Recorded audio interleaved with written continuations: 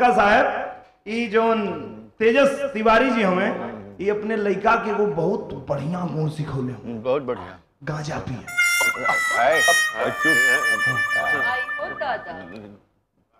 ये अपने लड़का के गांजा पिए सिखौले हूँ। गांजा कैसे पिए सिखैले हुए? जब अपने लड़का के भेजल कि बेटा जो गांजा लिया तो कहीं हम ना जाइए, कहना जी बस हाले तो के ना पिए के दे लिया बा तो एक फूंक तू पिया एक फूंक हम पिया। और इनकर लड़का गांजा लिया के पियल तो गांजवा पियले में बुराई ना बा, वो पी के दिमागवा से तनी हल्लुक हो गल। और इनकर लड़का गांजा पिए सीख लेला तो ओकरे बारे में हम बतावत हैं, तनी ध्यान से सुना लो। चला भैया। ठगुआ रहे बुद्धि कहीन गांजा पियले के सौखी 19 वर्ष उमरिया पढ़ता कक्षा 4।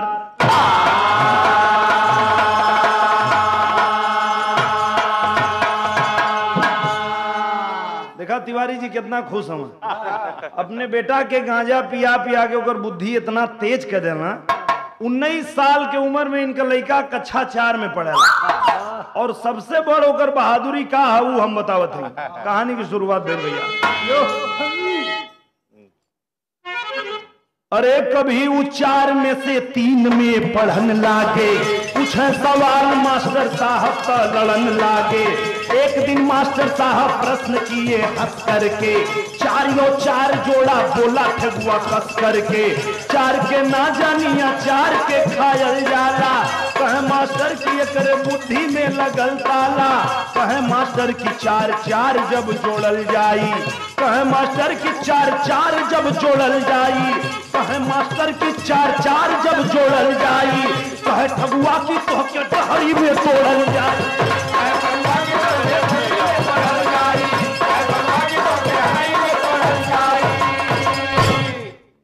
बड़का साहब इनका लड़का स्कूल में पढ़े जाला 4 में से 3 में, और 3 में जब पास हो जाई तो 2 में आ जाए।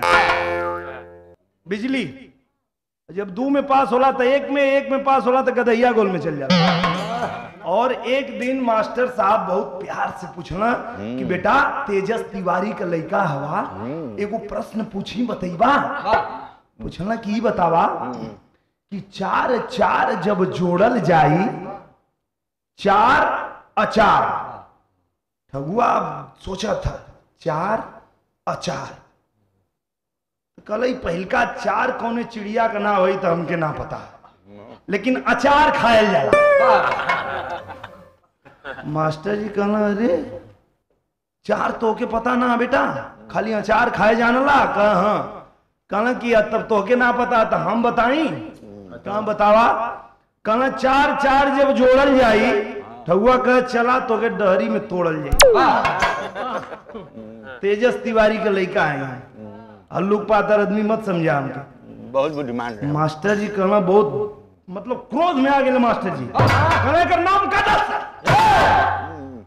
एक स्कूल में पढ़े के ना ओकर नाम हम काट के कहना जा तो आर छुट्टी, अब तो के स्कूल में ना पढ़े के।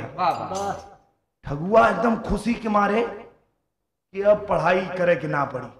भाग के हाल घरे आके तेजस तिवारी जी घरे अपन बैठ के और दोपहरिया में बांस का एगो डंडा काट के और के छीलत हुआ, लकड़ी उकड़ी बना के बकरी उकड़ी चरावे जाना है तो लकड़ी उकड़ी छीलत हुआ। इतने में ठगुआ के देखना कहना रे कर स्कूले ना गिले का रे गल तो रानी है। कहना तो फिर कैसे घरे चली ले रे? कह बताई ना बाबू स्कूल से हमके छांट दिया गया। छांट दिया गया मतलब कब हम एमए क्यों हमके पढ़ावेला ना, अब हम सब पढ़ाई पास कर लेंगे। एकदम खुश हो गए ना तिवारी जी। तिवारी जी खुश भइल ना तो का सोचत हुआ कि अरे ठगुआ का बाबू हर साए हो, तेजस तिवारी हर साए हो, कोई ठगुआ का शादी तेजस तिवारी हर साए हो, कोई ठगुआ का शादी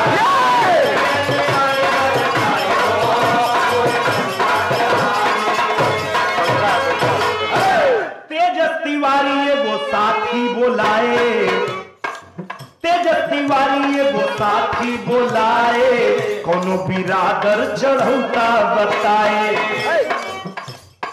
तेजस तिवारी जी एक दोस्त के बोलो ना, कहना है भैया हमार लड़का कुल पढ़ाई पास कर लेला, तो अगर 19 साल को हो गल बा, अगर कोनो हमार बिरादर चढ़ौता तो हमनी का एकर शादी कर देती है। तो ठगुआ का बाबू एक ठे साथी बोलाए, कोनो बिरादर चढ़ौता बताए।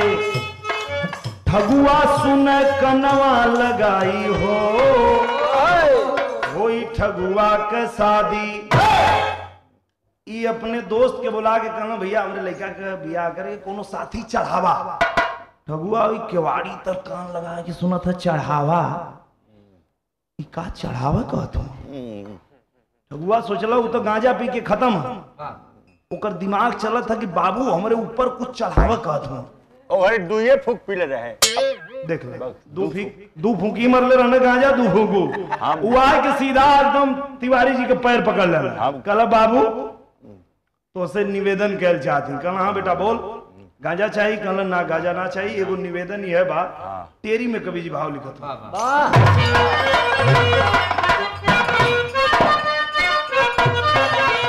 कहला ए बाबू अगर हमार बियाह करे खातिर केहू के चढ़ाईबा हमरे ऊपर तो मेहरिया नहीं चाहिए बाबूजी, अरे मेहरिया नहीं चाहिए बाबूजी। सरवा चढ़ जाई यहाँ तो टूट जाई पजरिया, मेहरिया नहीं चाहिए बाबूजी। सरवा चढ़ जाई यहाँ तो टूट जाई पजरिया, मेहरिया नहीं चाहिए। सरवा चढ़ जाई यहाँ तो टूट जाई पजरिया, मेहरिया।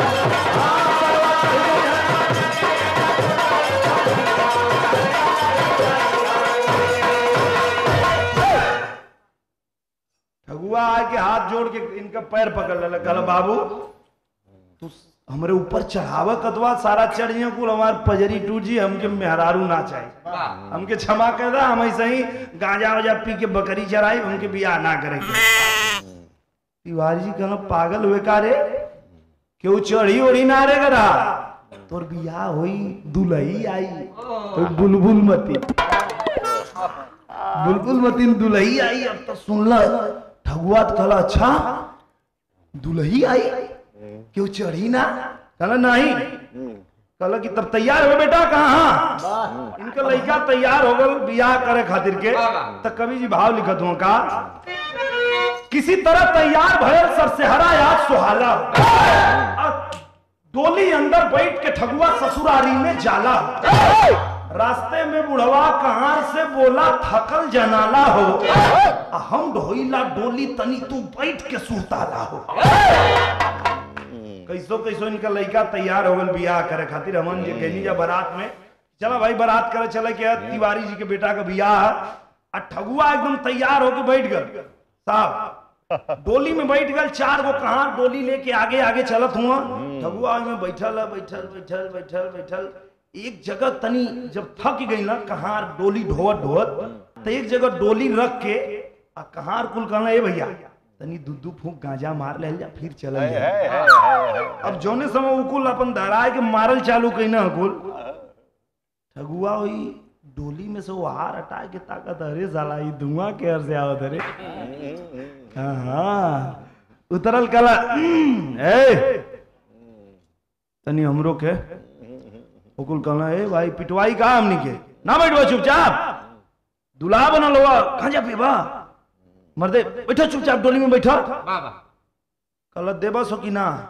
हाँ देबा की बताई? कहना कुछ दे दे यार, का झूठ मूठ के झमेला कर दे दे। अच्छा वो जब 2 फूंक गांजा पी लेलस तो ओकरे बाद कहला जौन कहार में एगो बूढ़ा कहार रहे, बूढ़ बेचारा गांव में ढोए वाला लोग बूढ़ कहार रहे। तो कहला कि बुढ़ऊ दादा तू बहुत थक गलवा, डोली में तू बैठा, डोलिया अब हम ढोई। डोली पकड़ के उठा बैठा। बुढ़ऊ कहला कि पिटवाई पक्का पिटवाई, 500 रुपया आज मिले वाली है, वो ना मिली, मार के हाथ गोर तोड़ दिया सो।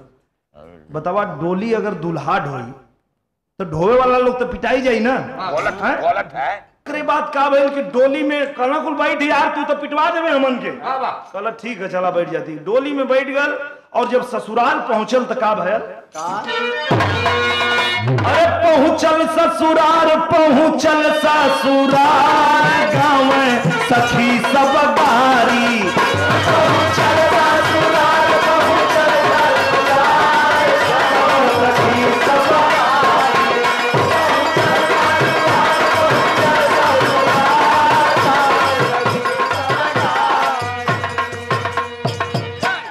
जैसे ही बारात पहुंचल कहां, ठगुआ के ससुराल में, सखी सहेली जुट के गाड़ी गावे लगली। गाड़ी गीत गावत है और जब गाड़ी सुनलस होई डोली में से, कहलस गरियावत ही सुकार है, पूरा कुरेक के ताका लगल।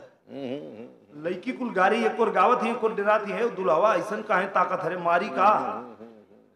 दुल्हा एकदम पूरा एकदम ध्यान लगा के देखा तो गरीबू लोग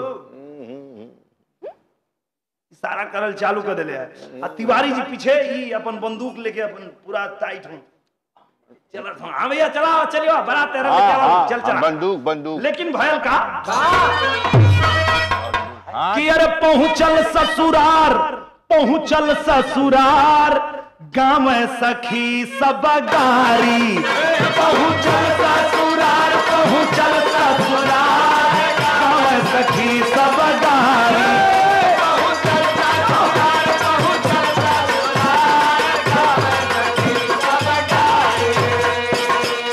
रुपया मिलल तब हंसल बा गंवरवा, कपड़ा पसात जी घुमवली मुसरवा।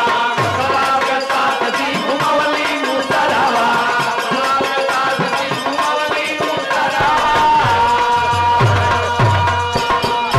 ए भैया जैसे ही परछावन का टाइम आइल, दुल्हा के परछल जाला ना, तो पहले 2-3 गो मेहरारू खड़ी हैं, तो वही में से एगो नई नवेली है बिजली रानी।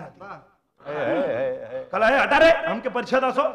गली और लब से जाके तनी दही लेके होठवा पे जब दही लगौनी तो तनी सा लगौनी तो ले चाट ले तो देखा थे अरे कुछ दिमागवा से हल्लू खका रे। अच्छा चला एक बार और लगा देते, दही लगाओ जाना सगुन खाती।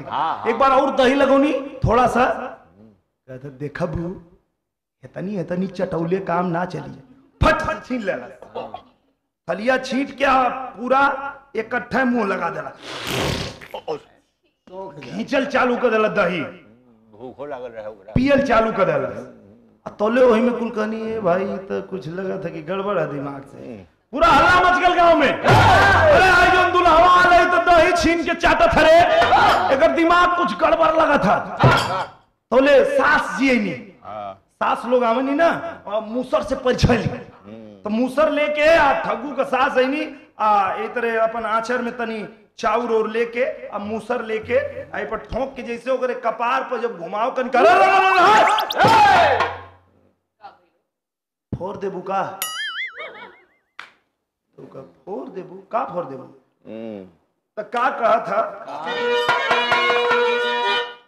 कि कपड़ा पे मुसरा घुमाए बतावा कपड़ा फोड़ दे बुका हो।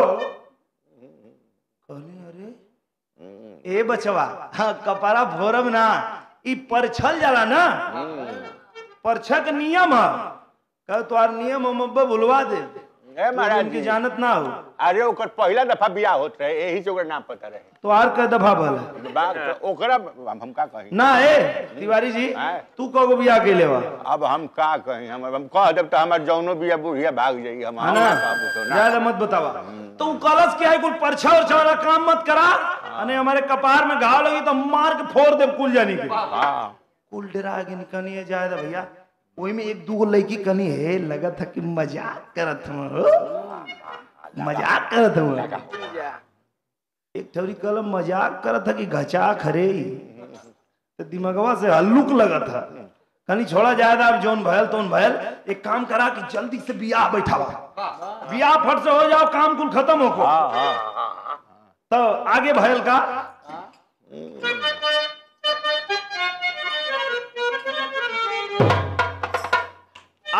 गल बियाह आ गए तो जब की बैठल बियाह सुंदर अरे ठगुआ आयल मरवा अंदर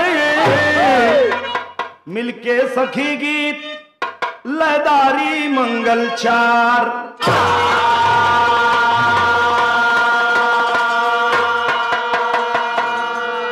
एकदम जाए के बारात चल के बैठ गए मंडप में पंडित जी मंत्रोच्चार करत हुआ पंडित जी अपन मंत्र पढ़त हुआ आ बियाह का पूरा तैयारी भइले तो ले जो नौनिया है बगले से कुल पंडित जी का कारनामा देखत है पंडित जी के एक लोटा घी लिया के दियाल है होम करे खातिर पूजा पाठ करे खातिर तो पंडित जी 2 गो आम के पल्लों से घी थोड़ा डाल के और लोटा के घी थोड़ा है लिया के ऐसे दबा लेना मंत्र अपन पढ़त हूँ ओम गजानन भूत गणाधिपति सविदम कपित जमराजा भक्षम वासम नमामि कृष्ण पाद नवनिया देखला कह रही तो घिहुआ चोरा ले तो खड़ा कर दे पंडितम घितम चोरंतम पंडितम घितम चोरंतम पंडितम घितम चोरंतम पंडितम पंडित जी सोचना अरे साला लगत है बुझ गेल का तो मंत्र पढ़त हूँ कथों आधा तोरम आधा मोरम चुप रहो स्वाहा आधा तोरम आधा मोरम चुप कर स्वाहा आधा तोरम आधा मोरम चुप रहो स्वाहा नवनिया समझ गए आधा दे चला ठीक है कोनो बात ना आधा मिले की चाहिए और आधा हमार होगा आधा कर चला कोनो बात ना तोले कुल सखी ओखी गीत गारी गावत बाणी बियाह होत बा अब बियाह जैसे ही खत्म है तब बियाह जब खत्म होला तो एगो औरी हमन के गांव में रस्म बाटे कि कोहबर में लइका के ले जाल जाला दुल्हा के दुल्हा के कोहबर घर में लेके जाल जाला आ कोहबर में केहू ना रही खाली दुल्हा जाई आ दुल्हा के साथ में जो दुल्ही का ऐसा कुल सहेली रही है 5-6 गो उ लोग आंगन में रही हैं और उनके परेशान करी हैं तो जब कोहबर में पहुंचल तब भयल का पापट कराई ने भैया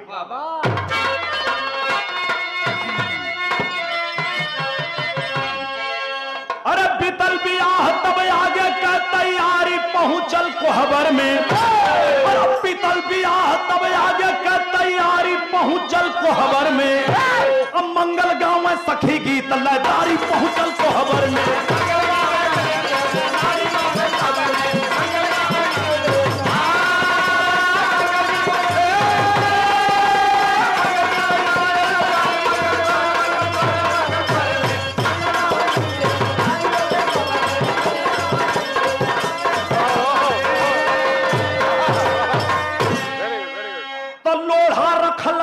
सखी कह पाँव पूजा हर सही है हो तो ठगुआ धैलस पाकिट में ये हमारे घरे पूजई है हो अगर न पूजा हो इनसे चटनी रोज पिसई है हो अच्छा तो छूकी बिन्हलाए छूकी कटलाए एक सखी सैहारी पहुंचल कोहबर में सोचे ठगुआ हाल गईल चुटारी पहुंचल कोहबर में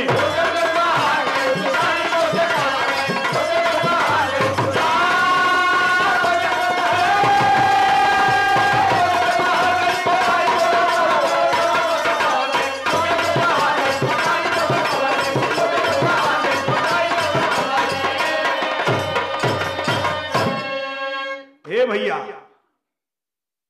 सखी कुल मजाक करत हई जैसन की कोहबर में मजाक होला एगो सखी ले आइल एगो लोढ़ा रखलक कल सुना तू सजमा से बहुत मजाक करत हुआ कबो दही चाट लेत हुआ तो कबो वहां परेशान कर देत हुआ सबके हई लोढ़ा हुआ तोहार देवता हुआ तोहार पुरखा पुरनिया हुआ इनका पैर छुआ इनका पूजा करा बोला अच्छा सिखावत हुआ हमके उठा के पॉकेट में रख लेला कहला एकर पूजा हमारे घरे हो और अगर पूजा ना हो तो ऐसे चटनी रोज पिसल जाए कहली कुल जौन दुल्हिया का सहेली रहली सो वही में एक ठे पाखी चिड़ैया मतीन रहा तब पाखी चिड़ैया मतीन जौन एगो सहेली होकर रहे दुल्ही का कहला बहुत तेज बनत रे लगत है कर दवाई करे के पड़ी तो देखा जिसे पाखी का नौ देखा एकदम तलवार मतीन है एकदम बढ़ौले रहे बड़का बड़का ना कल मानी ना बहुत तेज बनत है बस धीरे से हुआ नाखून लगा के भिड़ा दे। अरे बाप रे और बाप। जब एक लगल है तो पहले उठ के खड़ा भा, सोचा था कि साला परसों जोन आम पर चढ़ल रहनी, लगा था कि वह आम पर चुटारी यही में हिल रहे। अगर एक निकालब ना तो पूरा रात भर काटी, तो कहे ने कि निकाल देंगे। कल है सुना लोग तनी बहरे जाता, तो लड़किया कुल कहीं बहरे जा, कहे बहरे जा जाओ, काम काज नहीं चला, तनी बहरे बहरे निकला लोग, जा निकला जा लोग बहरे ला। कहीं सो देखा जैसे वो कहती ना चिड़ई पाखी ना जाई, वैसे ही मन बढ़ू टाइप के रखा ना जाइबो ना जल्दी का ना जाइबो लोग तो महंग पड़ जाई का करबा ना जल्दी तो कम आई कुल निकाल के झाड़ब। ये मैंने कुछ घुस गला हमके काटी, हम कुल झाड़ब निकला लो। लड़की कुल कह ना निकल जाई हो, बहुत तेज बना था ना निकल जाई, तो मत निकला लो। पहले कुर्ता निकलस, कुर्ता निकाल के झरलस, मैं ना हाथ बढ़ौला यार पैजामा खोले खातिर, लेकिन कुल में तो दिमाग खराब है ई का करत हुआ। तो हम तो कहता नहीं जा लोग बहरे तनी हम कुछ चिउटी घुस गेलो के निकाले के जातो हम लोग, कहीं से तू बहुत बदमाशी कर दवा ऐसा ना करना मन लोग तो जा। अब कैलस का अरे रात भर काटी बुजरी, सोच ध्यान लगाई हो, अब कुर्ता धोती गंजी जहिया कुल देहलया लगाई हो। जितनी कुर्ता धोती गंजी जंगिया पहनले रहे कुल निकाल के फेंक दे। अब लड़की कुल जब जब बैठल नहीं घर में, दुल्ही का सहेली लोग जब देखनी कहीं कहाँ भूत का भूत घर में भूत कैसे आ गए भाई, तो जो दुल्ही का भैया रहने का ना इससे कैसे भूत आ गए, चलो देखा थे। अब वो घर में अपन जात दरवाजा खोल के देखना तो कहना सही का भूत आ रहे खड़ा बोल दुल्ही के भाई वो देर आ गए के रे बिना कपड़ा उपड़ा का घरवा में ही के खड़ा, और वो में से खोजा था क्या रे काटत है कटबी। एक दू जने भाग के गई ना तिवारी जी क्या, ए तिवारी जी कहना वो देखत हुआ घरवा में तो लड़का नौटंकी के लिए कुल कपड़ा उपड़ा उतार देले है। कहना अच्छा, तो तिवारी जी जब गई ना तो आल्हा में कवि जी भाव लिखत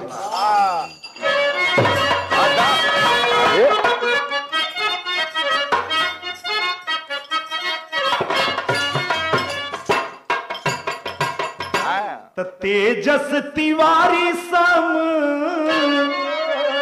अरे झाम ठाकुआ के भैया गढ़ू बन के रहा इतना हुआ ससुरा। बाबूजी के अपने जब सुनल बचनिया ठगुआ, सिर पे उठौले बाटे ठगुआ गवा। ए भैया तेजस तिवारी जी गईला घर में देखल कन ई का हो ठगू, ई कौन भैया ई कौन रूपरेखा। कहना बाबू उ एमे ना वेल गेले चूंटी उ काटत रहले ओई के झारत है। कहना पहन गधा कहीं कर जल्दी पहन। कहानी हम हाँ सब पहन वही ललस।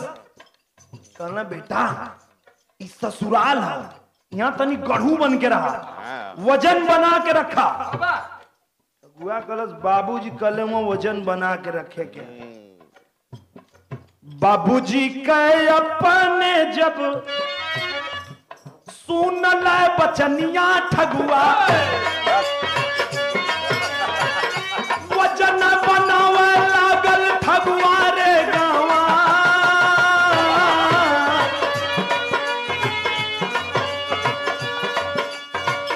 सिर पे उठाए ले हले छोट की वो खरिया बाबू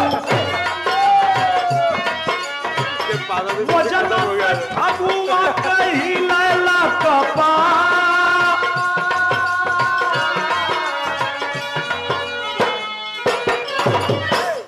बाबूजी कहना मतलब तेजस तिवारी जी कहना है बेटा वजन बना के रहा इस ससुराल है कहला वजन बनावे क्या तो पहले न बतावे चाहिए तो घर में जो वो खरी होला ना पत्थर का जोने में धान डाल के कूटल जाला मूसर से पत्थर का हुआ वो खरी अपन एकदम जोर लगा के कपार पे उठा लेला पत्थर को खरी का तो अब वजन बना रहा वजन लेके चला था आदमी कुल देखत में भैया इस सर्व पत्थर का वो खरी कपड़ा पे काहे ले आवत है एक दूजे ने पूछना ये का कहां वजन बनोगे ससुराल बाबूजी कनो वजन बनावे के फिर आइना तेजस जी कहना की करे पगला गेले का ससुराल है वजन बनौले का मतलब ये है कि यहाँ तनी अदब से रहा तनी सिर झुका के और सबके साथे प्यार से पेश आवा ऐसे सिर झुका के चला तब बाबूजी कहे अपने जब सुनल बचनिया ठगुआ सिरावा झुका के चलल ठगुआ रे गावा निकलल वो सरावा में रहल एगो खुनिया बाबू वही में लड़ा के देहल कपार के फाम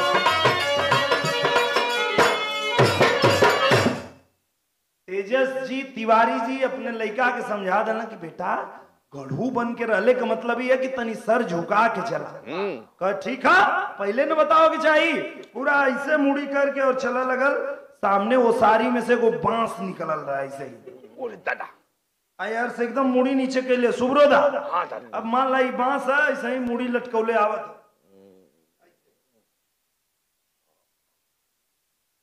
अब जाए को में मरलत खाच से में घुस गल जब घुसल है तो पूरा खून उन निकले लगल आदमी कुल समझो ना इनका पट्टी उट्टी बनाई कहना ये भैया आई जितना देर यहाँ रही उतने मामला गड़बड़ाई भाई एक काम करा जल्दी लड़की का विदाई करवावा अब विदाई करा के लेके चला तो डोली में विदाई करा के अब वापस लेके चल जाना लोग घरे अब घरे जब चले के बाद तब ठगुआ अड़गल कहे वो हरिया से हम अलिया हरिया से डोलिया में कौन बैठल है रे अरे समझाओ लो कि बेटा उधर से दुल्हा बैठ के आवेला और इधर से डोली में दुल्ही बैठ के जाएगा करना हमें ही में वाले चढ़ के हम यही में चढ़ के जाएगा सब समझाओ था कि नहीं तू तिवारी जी के साइकिल पर बैठ जा साइकिल पर पीछे बैठ के चला बेटा और इधर से दुल्ही के बैठ के जाएगा दोनों लोग का जब बियाह हुई तो दोनों लोग देखो लोग डोली में बैठल जाला ना दुल्हा जब बैठ के आई तो वो फिर जाई अपन गाड़ी उड़ी से जाई और डोली में फिर दुल्ही बैठ के जाले तो ठगुआ मार के लगा ना हम में बैठब जिद्दी मानुस हाँ तो बल्कि तिवारी जी का बेटा है उमानी ना एगो और डोली मंगवा हो डोली में बैठा के ले चला डोली में बैठा के लिए न हलो और जब पहुंचल अपने गांव में तो लिखत हूं कवि जी की अरे धीरे धीरे आइल बासु भाग वाली रतिया रे बाबू भेजली भौजाई उनके घर रे माझा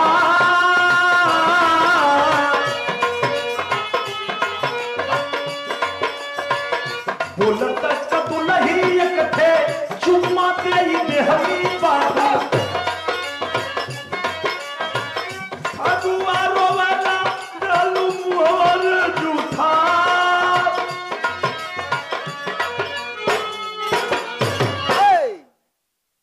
भैया कैसो विदाई कह के दुल्ही के लिए ना लोग घरे आ घरे अले के बाद दुल्ही के अपन सजा उजा के घर में पहुंचा दिल गई आ साझी के भौजाई लोग जो नहीं दुल्हा के पकड़नी करनी है ठग्गू चला कहा हम जाते हैं और खेत को और सुते की कहना ही चला तो घर में सुते के आज तुम्हार बियाह हो गया बहरे ना सुते के भौजाई को उनके पकड़ के ले जाए के घर में ठेल के बहरे से केवाड़ी बंद करेंगे जब बहरे से केवाड़ी बंद कर देनी गल अंदर घर में थोड़ी बेर सोचलस कि केहर जाई तो देखलस कि दुल्हिया जौन है वो बेचारी जैसे ठग्गू के देखला तो उतर के जाके एक और खड़ी हो गई चुपचाप। पहले ज्यादा भले अपने आप हट गई गल जाके और वही बेड पर चुपचाप सूत गल। दुल्ही खड़ा होके जोहत बा कि अब हमसे बतियाई अब कुछ बोली हैं, घूंघट कर ले बेचारी में सोचे थे अब कुछ बती हैं। और वो थोड़ा बेड पर गल और सांस खींचल चालू कला।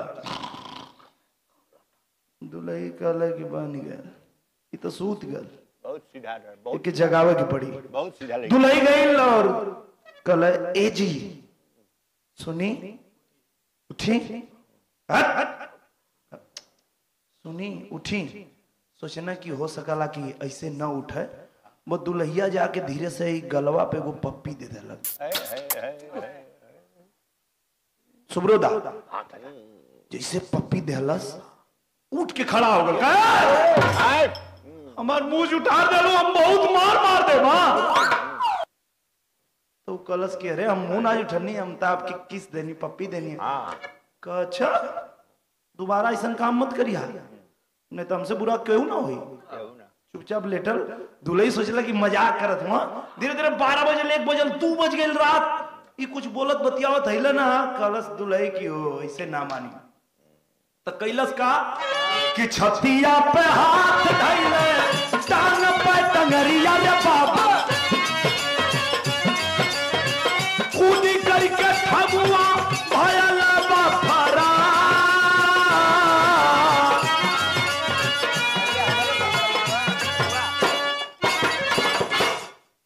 दुल्ही सोचला कि जब ये कुछ बोलत बतियावत है ना हुआ तो लगत है कि लजात हुआ हम ही कि कुछ बोले बतियावे के पड़ी। तो दुल्ही का काम कैलस कि ठग्गू के ए कंधा पर ऐसे ही हाथ दे देला। ठग्गू सोचना यारियां अथवा कहाँ रखा थे। धीरे धीरे हाथ लगल बढ़ावा दुल्ही। आज जब ये हर लिया कहलस कि ओ समझ गई चाप के मुंह आई। समझ गई यही खातिर है गला चापल चाहते हमारे। तो अरे उल्टा समझा दुल्ही का अपने इरादा हो। चिल्लायल बा ठगुआ, अरे चिल्लायल बा ठगुआ, अरे तवरिया बड़का दादा हो। चिल्लायल बा ठगुआ, तवरिया बड़का दादा हो। चिल्लायल बा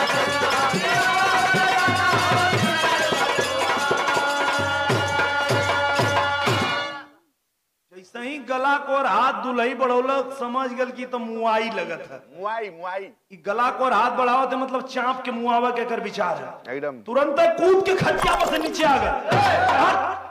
केवाड़ी वाड़ी खोल बाबू। यो अपन दो फूंक मार के और लेटर कहा ए काका कहाँ हो। कहना कि अरे तो हमके मुआवल चाहते हमारे गलवा टीपा के फेर में पड़ल है, पूरा हमके दबावत है वही खटिया में। तेजस चचा कहना कि हाँ तई लइका जवन बा के कैसे हम समझाई कि का ई बाकुल खेला रे भैया। कहना चला ठीक है ऐसे ही ना मानी। कहना तनी करे दोस्त यार के बोलावा।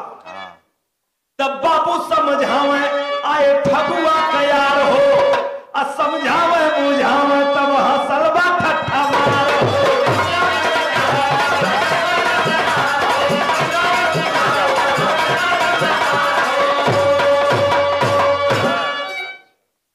दोस्त यार के बोलो ना तेजस चचा ओकर दोस्तन के बोला के कहना यार के समझावा कुल एकदम बकलोल है, पता न का उल्टा सीधा समझत है।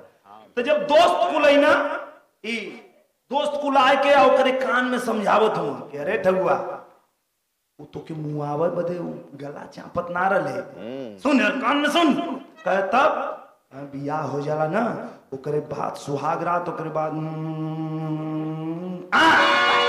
अरे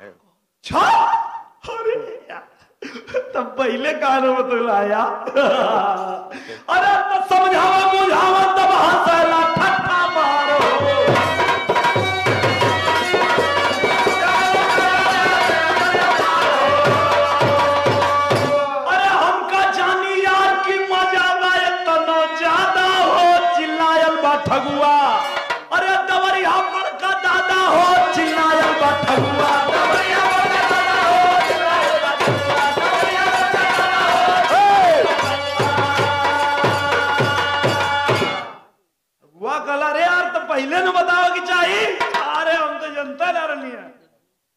तो जैसे ही हंसत हुआ कैसे काका कैसे ऐसे इनका लड़को हंसाला दोनों जना गांजा पिया ना लोग जैसे ही हंसत हुआ तिवारी जी ऐसे ही वो हंसाला तब वो हंसल के अब तो जानते ना रही है कितना मजा ठीक है यो तब खुश हो गई ना कहना अब कोनो बात ना अब हम जाती शूटिंग कर सुब्रतो दा का एगो फिल्म है तो और फिल्मिया का नाम कहा डायनासोर मुअल दंगा में टाइटैनिक डूबल गंगा में कोई फिल्म में इनके काम करेगा और अपने ठग्गू बेटा के उनके दुल्ही के घरे छोड़ के अपने बुढ़िया के घरे छोड़ के और या के यहाँ शूटिंग करता ना जहाँ से ही आप लोग इनके लिए के आयल हुआ अरे वो खुशखबरी बताओ भुला गए नहीं पटना से एक ट्रैक्टर इनके खातिर लोग बैगन भेजले होंगे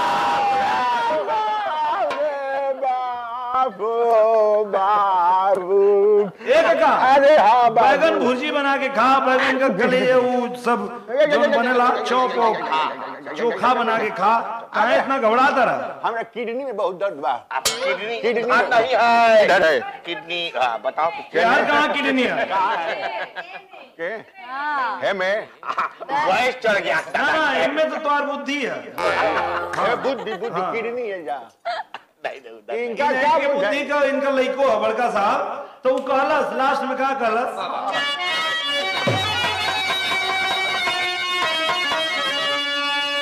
कि अरे हम का जानी यार की मजा बाय तना ज्यादा हो चिल्लायल बा ठगुआ अरे दवरिया बड़का दादा हो चिल्लायल बा ठगुआ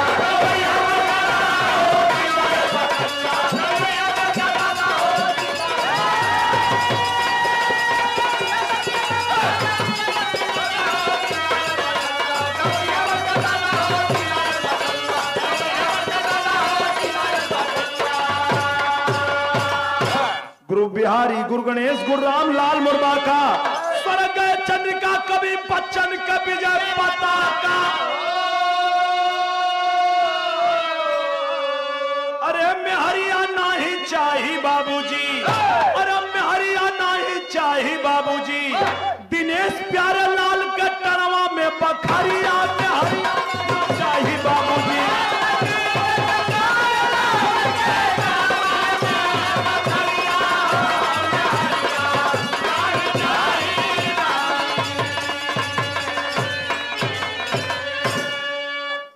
भैया बिरहा रहले बड़का साहब इनके बेटा के बियाह का पूरा दास्तान रहा जो हम गा के सुना देनी है और अब हम चाहब के हमके इजाजत डाल अच्छा तो ए जी सरकार हाँ। ऊ तरह सुना देनु तो हम सुनले रहनी बियाहो में हाँ। अनु हाँ। तनी एगो हम चाहते तन चटकार हो जाओ तुम चटकार हो चटकार जाओ वाला। है मिजाज बनो देखा कई लोग कोई जो खड़ा हो जाए लोग तब ना खड़ी हो जाए लोग जगह पर कि अरे दुल्ही रहे बेमान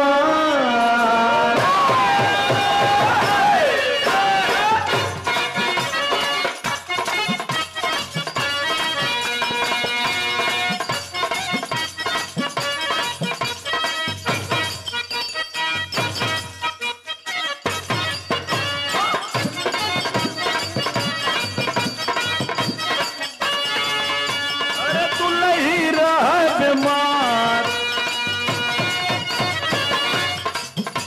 अरे दुल्ही रहे बेमार निरहुआ निरहुआ निरहुआ सटल रहे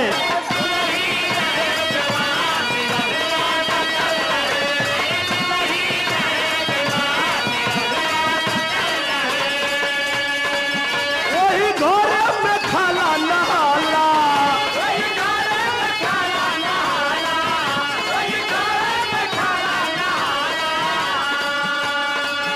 नहीं केहू से तनिको लजाला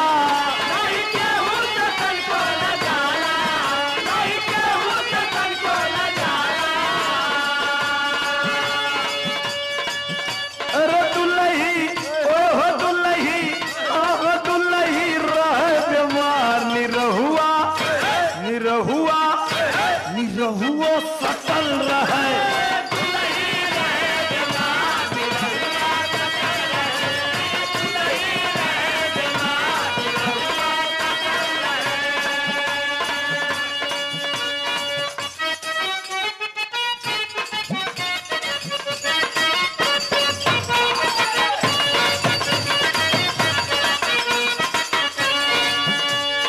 कुचुर कुचुर आंख करे,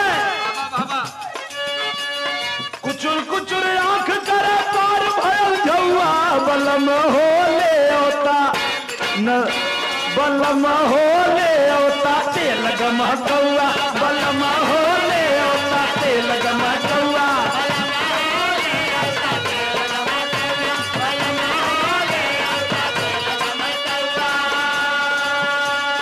कुचुर कुचुर आंख करे पार भयल झौआ बलम होले होता तेल गमा कौआ बलम होले होता तेल गमा कौआ बलम होले होता।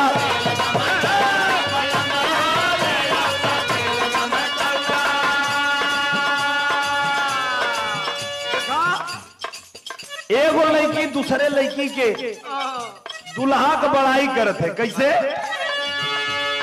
मरद दिल सरी का घरे बयाइल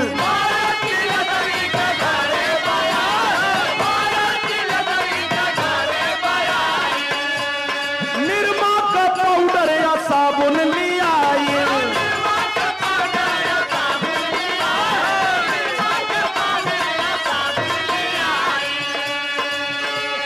नरियल का तलवा जमल जैसे घिउआ बलमा होले होता तेल गमा कौआ बलमा होले होता तेल गमा कौआ बलमा होले होता तेल गमा कौआ बलमा होले होता तेल गमा कौआ बलमा होले होता।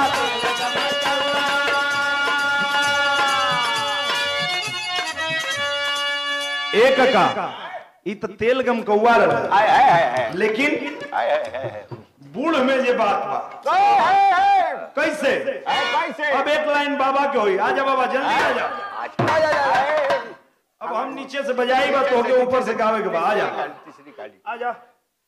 अब भोजपुरिया मर्द के जवानी के एगो अलगे बात है। तब भोजपुरी के पहले देखी कि का है भोजपुरी सिम्टम कोनो बीमारी के सिम्टम होला जाड़ा बैठे बुखार बैठे तो मलेरिया हो सकेला लेकिन देखी आज तक झूठ ना बखाने जाने छूत छात मान जाने सबके न करे जी हजूरिया अधूरिया चढ़ावे जाने पीठ ना दिखावे जाने आ डीठ ना लगावे जाने आन के बहुरिया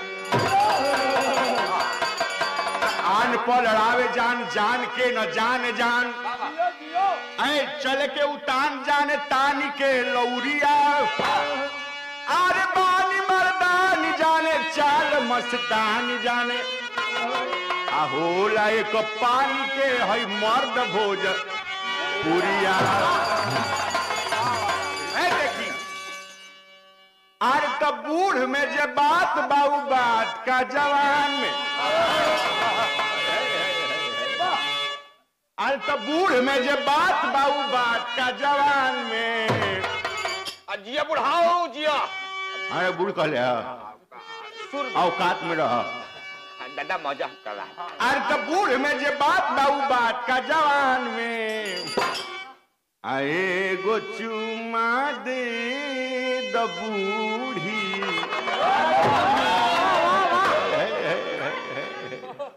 कौन कहता है कि बूढ़े इश्क नहीं करते हाँ काल से भड़क यह तो मत आए गो चुमा दे द बूढ़ी अरे चल चलो खरिहान में एगो चुमा दे द बूढ़ी चल चलो खरिहान एगो चुमा दे द बूढ़ी चल चलो खरिहान ए बूढ़ में जे बात बाऊ बात का जवान में बूढ़ में जे बात बाऊ बात का जवान में